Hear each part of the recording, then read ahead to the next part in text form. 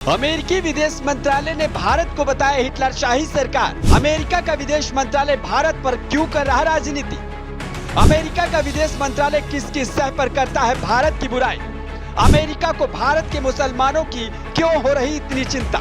क्या अमेरिका को मोदी के पीएम बनने से है ऐतराज? नमस्कार, मेरा नाम संजय पांडे है और आप देख रहे हैं अनादि टीवी। अमेरिकी विदेश मंत्रालय ने धार्मिक स्वतंत्रता पर अपनी वार्षिक रिपोर्ट जारी कर दी है।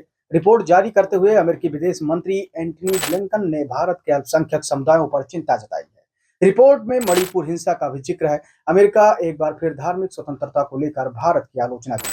धार्मिक स्वतंत्रता पर बुधवार को प्रकाशित अमेरिकी विदेश मंत्रालय की वार्षिक रिपोर्ट में भारत के अल्पसंख्यकों की स्थिति पर चिंता जताई गई है। रिपोर्ट में दुनिया भर में मुसलमानों और यहूदियों के खिलाफ बढ़ती कट्टरता की बात भी कही गई है। अमेरिकी विदेश मंत्री एंटनी ब्लिंकन ने रिपोर्ट जारी करते हुए कहा कि गाजा युद्ध को देखते हुए अमेरिका में यहूदी विरोधी भावना और इस्लामोफोबिया दोनों में भारी बढ़ोतरी का सामना करना पड़ रहा है। ब्लिंकन ने भारत के संबंध में कहा, भारत में हम धर्मांतरण विरोधी कानूनों, नफरत भरे भाषण, अल्पसंख्यक समुदाय के लोगों के घरों और पूजा स्थलों को ध्वस्त करने में चिंताजनक बढ़ोतरी देखी जा रही है।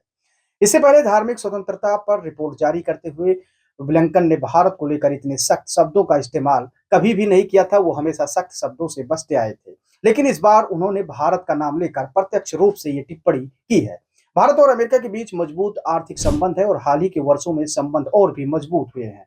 अमेरिका अपनी इंडो पैसिफिक रणनीति में चीन का मुकाबला करने के लिए भारत के साथ अपने रिश्तों को लगातार मजबूत करता आया है। ऐसे में भारत के खिलाफ अल्पसंख्यक पर ब्लिंकन की यह टिप्पणी भारत और अमेरिका के रिश्तों में खटास बढ़ा सकती है।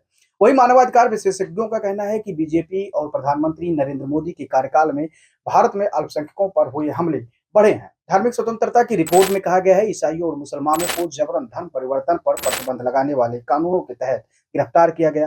धार्मिक समूहों ने बताया कि कुछ मामलों में इन कानूनों का इस्तेमाल धार्मिक अल्पसंख्यकों को परेशान करने और उन्हें झूठे और मनगढ़ंत आरोपों के तहत जेल में डालने के लिए किया गया है। अमेरिकी अंतर्राष्ट्रीय धार्मिक स्वतंत्रता के लिए अमेरिकी राजदूत राशिद हुसैन ने कहा कि इन सभी चीजों को रोकने के लिए भारत की पुलिस की कोशिशें नाकाफी हैं। उन्होंने कहा, भारत में ईसाई समुदाय के लोगों ने बताया है कि स्थानीय पुलिस ने भीड़ की मदद की जब भीड़ धर्मांतरण के आरोप में पूजा पाठ को रोक रही थी, या फिर जब भीड़ उन पर हमला कर रही थी तब भी पुलिस खड़ी रही और ही पीड़ितों के खिलाफ ही धर्मांतरण के आरोप में उन लोगों को गिरफ्तार कर लिया गया। यही नहीं, अमेरिका विदेश मंत्रालय ने अपनी रिपोर्ट में मणिपुर हिंसा का भी जिक्र किया है और कहा है कि मणिपुर में पिछले साल के महीने में कुकी और मैतेई समुदाय के बीच जो हिंसा शुरू हुई थी, उस दौरान हिंदू और ईसाइयों के पूजा स्थलों को नुकसान पहुंचाया गया था। रिपोर्ट में एक स्थानीय आदिवासी रीडर्स फोरम्स का भी जिक्र करके कहा गया है कि हिंसा में 250 चर्चों को जला दिया गया, 200 से ज्यादा लोगों की हत्या कर दी गई और 60,000 से अधिक लोगों को विस्थापित होना पड़ा है। कुल मिलाकर अमेरिकी विदेश मंत्रालय ने भारत में रह रहे मुसलमान और ईसाइयों को लेकर बीजेपी सरकार को घेरने का काम किया है। वैसे आपको क्या लगता है, क्या 2014 के बाद जब से मोदी देश की सत्ता को संभालने का काम कर रहे हैं, तब से देश में मुसलमान और ईसाइयों को क्या परेशानी हुई है? क्या उनके ऊपर जुल्म हो रहा है? क्या देश में सरकार के द्वारा चलाई जा रही योजनाएं मुसलमानों और ईसाइयों को नहीं दिया जा रहा है? आप अपनी राय कमेंट सेक्शन में दे सकते हैं। धन्यवाद।